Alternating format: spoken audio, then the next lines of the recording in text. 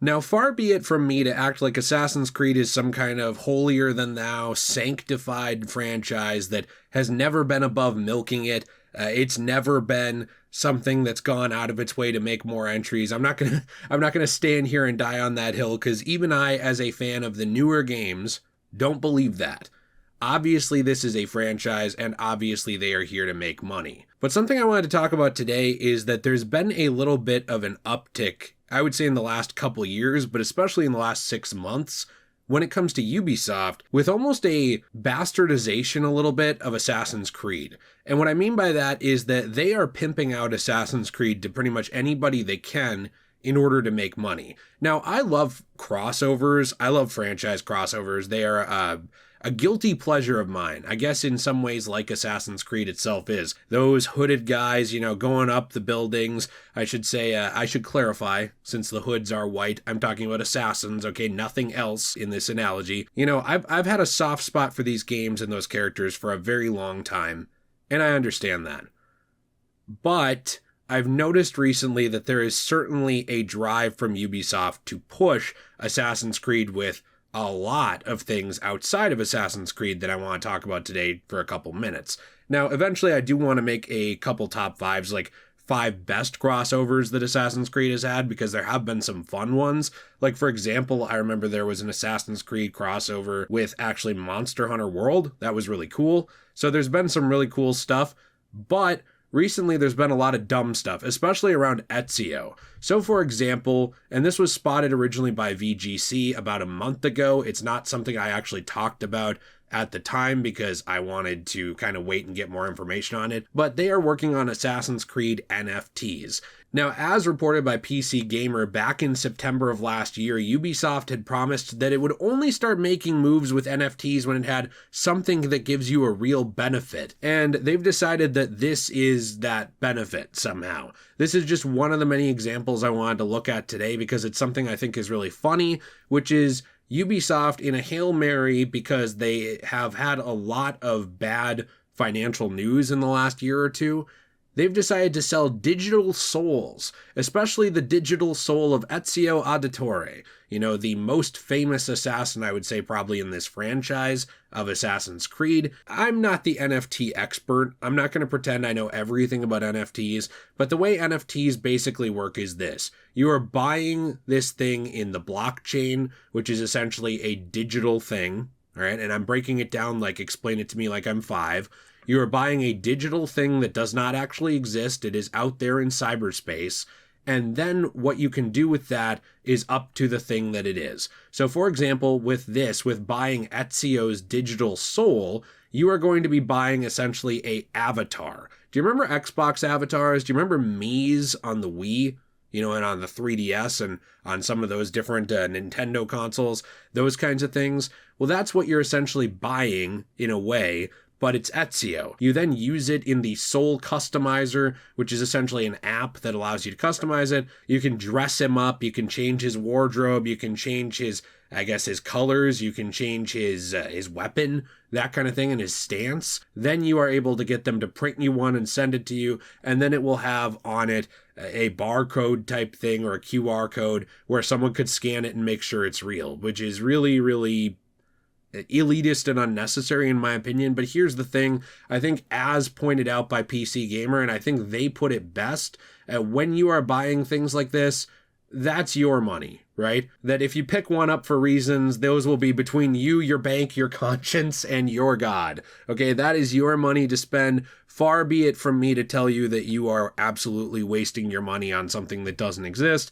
because I've done the same thing on Fortnite 100 times. The only difference is I feel like I can actually use that thing instead of just flex it. I think the whole point of the NFT type bro crowd is flexing. I guess they would say that you can resell it, which fair enough. I mean, when I buy a Funko Pop, I tell myself the same thing, so who am I? But I do think it's really interesting from the company aspect that this is kind of the direction Ubisoft is going in. And it's also funny because the Assassin's Creed Smart Collectibles Twitter account that does exist, they had to make an entire Twitter thread explaining how this actually works because it's a convoluted process. It's not actually that complicated though when you get into it. You're pretty much just using an app after you buy this digital fake thing to then turn it into a plastic little figure that I'm sure you could get a much better version of if you just actually went and bought figures that are already sold on the market. On top of that, in July of last year, there obviously was a big push to actually have PUBG using Assassin's Creed in it. There was even a trailer released, and pretty much all it was just a backpack, an Ezio outfit, and I believe an Altair outfit, if I'm remembering correctly, and that's about it. There wasn't really very much in there for Assassin's Creed, but it was a thing, okay? And there's been a lot of different Assassin's Creed crossovers in the last, I would say, year. Things like mobile game Free Fire had an Assassin's Creed crossover. There was also a crossover with the mobile game New State Mobile, which I had never even heard of, no offense to those guys, but essentially that had a bunch of different Assassin's Creed costumes, weapon skins, collaboration, blah, blah, blah, blah, blah. So there have been a lot of different crossovers with Assassin's Creed with mobile recently. They are getting into NFTs with Ezio. And finally, of course, now what is another gimmick we can push? VR. VR is something that I am absolutely sure in the future everybody will have to an extent, okay? I picture it kind of like the Star Trek holodeck in a way, where it's like, of course, when the technology gets there, to immerse yourself fully in a digital world, we're talking Ready Player One type stuff, of course people will do it. And hey, there are fun VR games that are out right now. It's not really my thing, but it is a fun thing for a lot of people.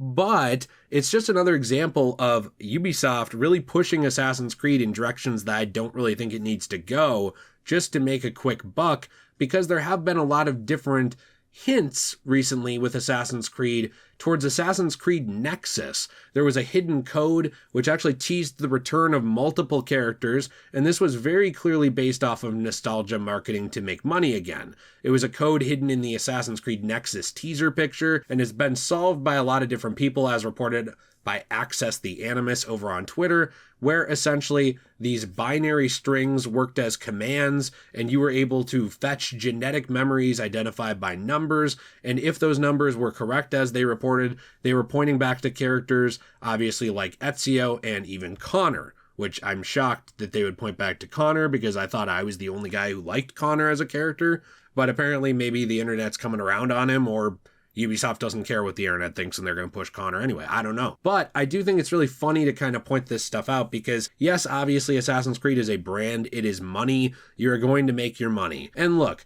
you know, you look at things like Marvel, you look at things like Spider-Man. Spider-Man's on lunch boxes. He's on Band-Aids. He's showing up as a skin in different games like Fortnite, okay? My point is just I think it's really interesting how far Ubisoft is going to actually push these weird crossovers, these weird licensing deals when it comes to Assassin's Creed. To be like, please, dear God, please put Ezio in your game, but just use the Brotherhood outfit again. We will never touch the Revelations outfit, even though that thing is peak. Just don't use it. Please, just somebody use it if you're going to keep doing this, okay? It's ridiculous, you know, they just keep pushing this to different avenues to try and make back that money. And it's something that actually kind of worries me because you might think, well, Jay, you literally hit the nail on the head. You've said it several times in your rambly video you're making at 6 a.m. when you haven't slept, okay? You are a mess, go to bed. But also, you've said it already. It's a business. Of course they're going to merchandise. Like you just said, Spider-Man does it too. All these characters, all these brands, they all merchandise. Yes. But when Assassin's Creed is telling us things like, hey, we're kind of going back to the drawing board with things like Mirage. You know, we're going to go back to story-driven experience, more simple, kind of like more simplified classic gameplay, okay? And there's going to be gameplay styles for everybody. There's going to be all kinds of different Assassin's Creed games. We're going to actually listen to our community. We're going to do these things. Maybe there will be more RPGs in that direction. You know, we'll wait and see. Look at Hex. Look at the mobile game, obviously, with Jade. You know, there's all this stuff going on, right? And they're saying, we're listening, we're going to try these different directions, we're kind of going back to the drawing board, we're trying to make this more of like a serious thing and listen. But hey, let's throw it here, let's throw it here, let's throw it here, let's throw it here, let's throw it here. And then, of course, they recently did have their investor call where all of the, you know, news had come out about just kind of how bad the company was doing compared to how good they wanted to be doing. A company that will always be more successful than I'm sure any of us financially, but they want to be more, right? They don't want to be making a little bit of money. They want to be making a ton of money. They don't want to be losing it. So what are they doing? They're tripling down on Assassin's Creed. And what worries me about this is, one, how they're going to treat this franchise going forward. Because if you do have the idea of like, well, we can just bastardize this, throw it anywhere, and it'll make money, I think that really dilutes your brand. It really makes it at a certain point where, and this is a brand already with like 500 games. I understand you're going to say, Jay, it's already diluted.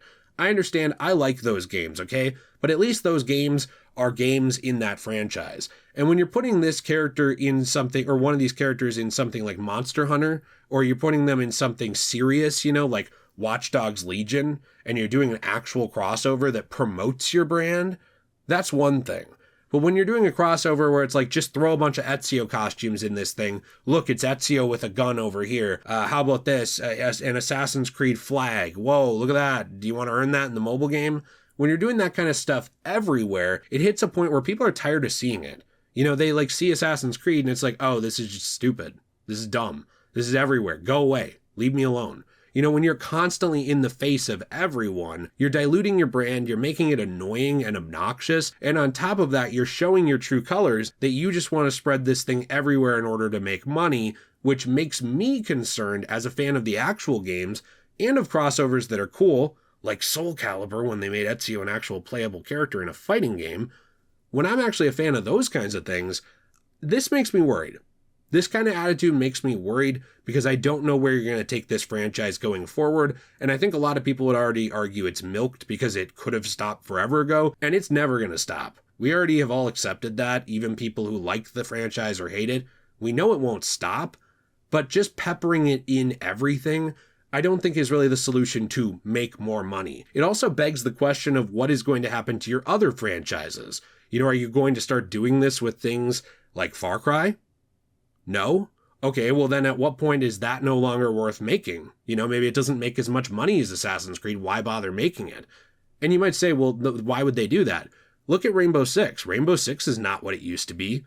Love Siege or hate it, Rainbow Six used to be an entirely different franchise mainly focused on single player. That is dead in favor of the moneymaker, multiplayer. Well, what about Splinter Cell? Well, of course they're bringing back Splinter Cell finally in some way or another, but you can bet your bottom dollar if that thing doesn't sell like hotcakes, it's probably not coming back. Look at how long it takes to make Watch Dogs games now, because they don't actually make nearly as much money as AC. And my point that I'm getting to is, in that investor call, they had said that they were doubling down on Assassin's Creed. This was going to pretty much be their focus going forward. And if it was just games, maybe people like me who somehow have a tolerance for these games forever and don't get sick of them, cool. Fun news for us, if you're ignoring all of those other games that are getting ignored. But it's not really the end of the story when you start shoving it in everything as well. That's diluting it. That's kind of worrying me. And I just don't think it's a very good look for the franchise, especially when they're being cheap with everything else. Shutting down multiplayers that were really fun, unique experiences for AC. Just getting rid of them, despite the fact that you're a, insanely huge money making company with a ton of cash. You could very easily keep those servers up, but you don't because you cheap out.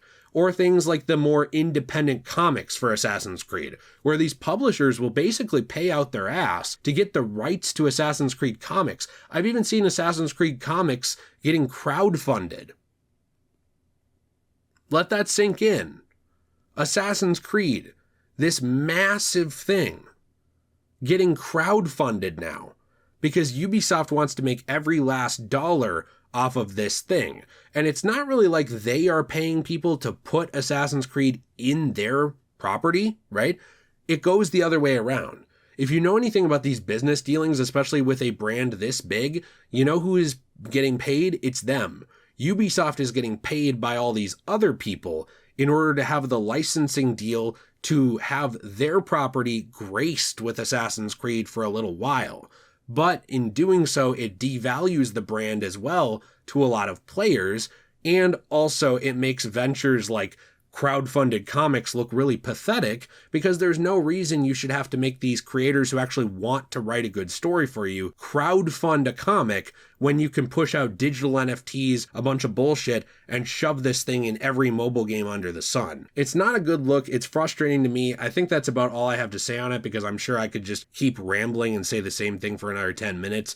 I'm just kind of worried about this franchise because of that. There's a lot of things I'm looking forward to with it, and at the end of the day, I love this franchise, okay? I know that I'm a lot softer on it than a lot of the people are in my comments, and I know a lot of you too are like, Jay, you're very critical of some things. How can you enjoy Assassin's Creed so much? This is one of my favorite franchises. I love the idea of exploring history, even if it's not always accurate in these ways. I've always loved the climbing mechanics. I really enjoy the characters in most of these games as they are written by their creators, and I have a fun time stepping into the shoes of those people in these different generations and eras of history. It's always been something very fun for me. It's why I play these games as well on my Let's Play channel, Degenerate Plays, where we're currently playing through AC Brotherhood.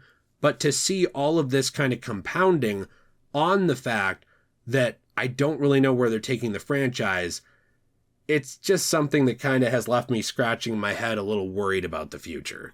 Let me know what you think in the comments down below. If you enjoyed this video, please be sure to leave a like and subscribe for more content. I appreciate you all very, very much. Have a fantastic day. And as always, everyone, stay shui.